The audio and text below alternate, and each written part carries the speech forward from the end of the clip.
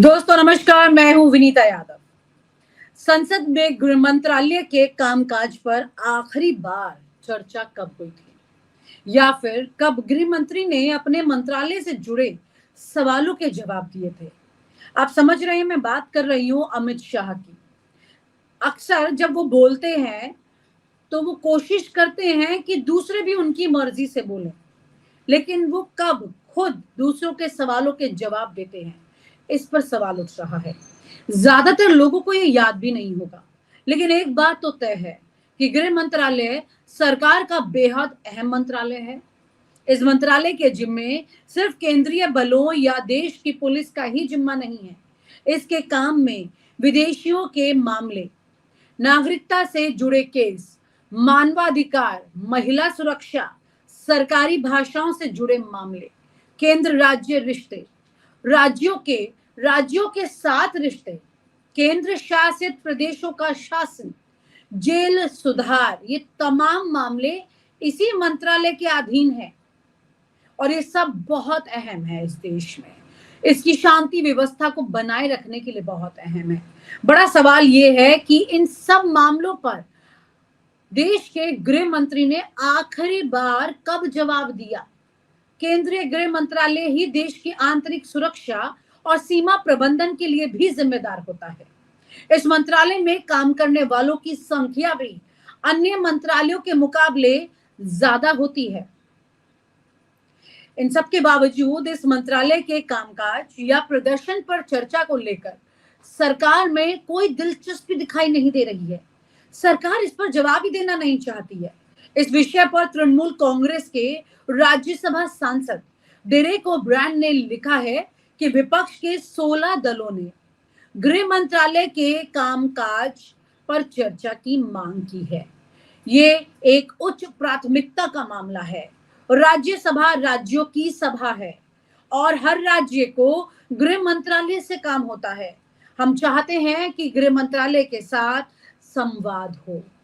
उन्होंने आगे कहा कि मैं सभापति से अपील करता हूं कि इस बारे में देर ना करें।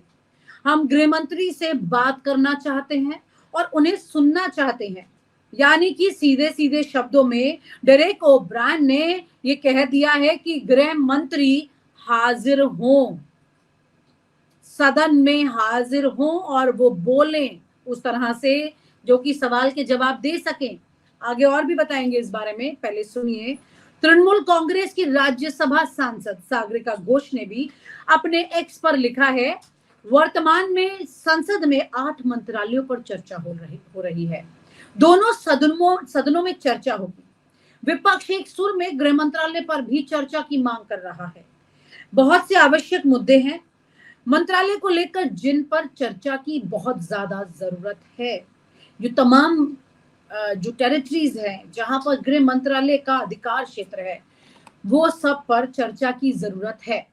इंडिया गठबंधन में शामिल 15 विपक्षी दलों की मांग में बीजू जनता दल भी शामिल है, लेकिन भारतीय राष्ट्रीय समिति और वाईएसआर कांग्रेस ने खुद को इससे अलग कर लिया है। इस मुद्दे को तृणमूल कांग्रेस ने बुधवार को ही संसद कार्य सलाहकार समिति की बैठक में भी मुद्दे को रखा और गुरुवार को राज्य के चेयरमैन जगदीप धनखड़ को भी पत्र लिखा। यानी कि जगदीप धनखड़ जी के पास चिट्ठी चली गई कि भाई गृह मंत्री हाजिर हो सवालों के जवाब देने के लिए। अमित शाह ने इतनी चुप्पी क्यों साध ली है? सवाल ये है यहाँ पर। अक्सर वो आंकड़ों पर बात करते रहे हैं, बहुत अच्छे से पत्रकारों के सवालों के जवाब ऐसे देते रहे हैं कि उन्हें लगता है कि दूसरा सवाल वो करे ही ना उनसे। अगर वो कर ले तो वो डांट देते हैं। लेकिन यहाँ पर इस सदन में जब विपक्ष मजबूत है, उनके सवाल जो उनसे पूछे जा रहे हैं जवाब नदारद हो चुके हैं। इंडिया गठबंधन में शामिल 15 विपक्षी दलों की मांग है ये। आपको बता दें कि बजट सत्र में अब तक राज्य में शहरी और आवास मंत्रालय, कृषि मंत्रालय पर चर्चा हुई, रेल पर भी हुई। राज्यसभा के सभापति जगदीप धनखड़ ने नवीन ऊर्जा मंत्रालय पर चर्चा कराए जाने का भी ऐलान किया, लेकिन गृह मंत्रालय पर चर्चा की मांग पर अभी तक खामोशी बनी हुई है। बड़ा सवाल ये है कि गृह मंत्रालय यानी कि अमित शाह जो हैं वो चर्चा के लिए आगे क्यों नहीं आ रहे हैं? ऐसा क्या हो गया है, किस बात का डर है? कुछ दिन पहले आपको याद होगा कि राहुल गांधी ने ये कहा था सदन में कि भाई जब मैं बोलूंगा उस वक्त प्रधानमंत्री होंगे ही नहीं यहाँ पर सदन में। यहाँ तो अब गृह मंत्री भी जवाब देने के लिए दिखाई नहीं दे रहे हैं। वो उनके साथ जो चर्चा होनी है वो बात आगे नहीं बढ़ रही है। दरअसल ये चर्चा बेहद जरूरी है, आज के परिप्रेक्ष्य में ज्यादा जरूरी है। उसकी वजह यह है क्योंकि इस वक्त देश की सुरक्षा को लेकर, आंतरिक सुरक्षा को लेकर तमाम तरह के सवाल उठ रहे हैं। सबसे बड़ा सवाल तो भूलिए मत, मणिपुर का जो रहा, अभी फिर से कुछ वक्त पहले हिंसा वहां हुई। ये तमाम तरह के ऐसे सवाल हैं कि इस बार विपक्ष के वार जो हैं वो अमित शाह पर बहुत तेजी से होने वाले हैं, ऐसे तीर चलने वाले हैं उस चर्चा पर। अब बड़ा सवाल ये बनता है कि ज्यादा दिन के लिए नहीं, एक और हफ्ता मान लीजिए कार्य के हिसाब से, एक हफ्ता और, इस एक हफ्ते में जो भी चर्चा होगी, जिनके सवाल जवाब होंगे, और अमित शाह जब वहां पर अपने जवाब देने के लिए मौजूद होंगे, मैं उसकी बात कर रही हूं कि जब वो जवाब देने के लिए मौजूद होंगे उस वक्त वाकई में सदन में देखने लायक दृश्य होगा। क्योंकि अमित शाह जिस तरह से गृह मंत्री के तौर पर सदन में एक बहुत डोमिनेट करने वाली आवाज के साथ रहे हैं, अब उनका वो अंदाज फीका पड़ चुका है।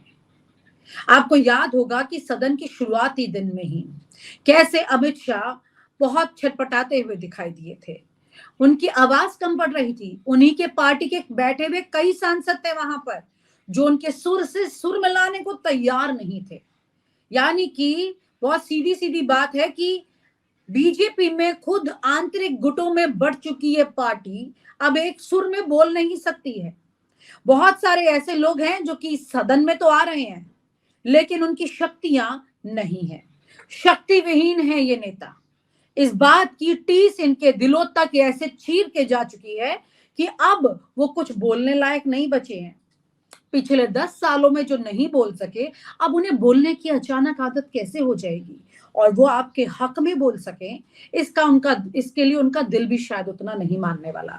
इसलिए अमित शाह और मोदी अब मुद्दों पर अलग थलग अकेले पड़ते दिख रहे हैं। सरकार में मंत्री उठ तो रहे हैं, खाना पूर्ति कर तो रहे हैं, लेकिन लड़ने को कौन तैयार होगा? हाँ, वो मंत्री जरूर हो रहे हैं जिनको अचानक से रातों रात उनको पद मिल गए और उनके कद के हिसाब से पद उनको बड़े मिल गए। वो जरूर बोल रहे हैं क्योंकि उनके लिए मोदी और अमित शाह दोनों ही भगवान के रूप में हैं। वो खड़े होंगे, साथ बोलेंगे, लेकिन सवाल ये उठता है कि गृह मंत्रालय को जो सवाल किए जा रहे हैं उसको लेकर चर्चा कब होगी? ये सवाल अपने आप में बहुत ज्यादा जरूरी है क्योंकि जब दुनिया भर की परिस्थिति को देखा जाए, देश और देश के साथ की स्थितियों को देखा जाए, तो देश विदेशी मामलों से लेकर देश के आंतरिक मुद्दों की शांति व्यवस्था, तमाम तरह के सवाल यहाँ हैं। और ये सवालों के जवाब देने के लिए अगर अमित शाह तैयार नहीं है तो आप ये मानकर चलिए कि ये सवाल अगर इस बार की सदन की चर्चा में नहीं उठे तो फिर उसके बाद शीतकालीन सत्र होगा। काफी दिनों तक इंतजार करना पड़ेगा, महीनों का इंतजार इसमें हो जाएगा और इसी बीच में कुछ राज्यों के चुनाव भी हो जाएंगे। अब हो सकता है कि वो इस तरह के मुद्दों को छेड़ना नहीं चाहते हैं इस सत्र में, ताकि वो राज्यों के चुनाव होने दे, क्योंकि शायद विपक्ष इस वक्त उनकी कमजोर नब्ज पकड़कर बैठा है और कभी भी सदन में सवालों के साथ उसे दबा सकता है। अगर वो उन्होंने दबाई तो शायद यहाँ किसी की तो आह निकलेगी। अगर यहाँ पर सरकार के लोगों की चोरी पकड़ी गई तो ये जनता की आह होगी जो कि एक बार फिर से परिणामों में बीजेपी के लिए भारी पड़ सकती है। ऐसे में पतली गली से बचते हुए रास्ते तलाशे जा रहे हैं, जहां पर अमित शाह एक डंके की चोट पर बिल लाकर और कॉन्स्टिट्यूशन के प्रोसेस और प्रोटोकॉल को एक दरकिनार करते हुए और अपने बिल पास कराने का दमखम रख रहे थे, जिन नंबर्स के साथ थे, अब वो कम हो रहे हैं, कमजोर हो गए हैं। इसलिए उनकी मंशा के साथ उनकी ताकत भी सदन में बोलने की शायद कमजोर हो गई है। सवाल ये उठता है कि अमित शाह जब इस पर बोलेंगे तो विपक्ष क्या करेगा?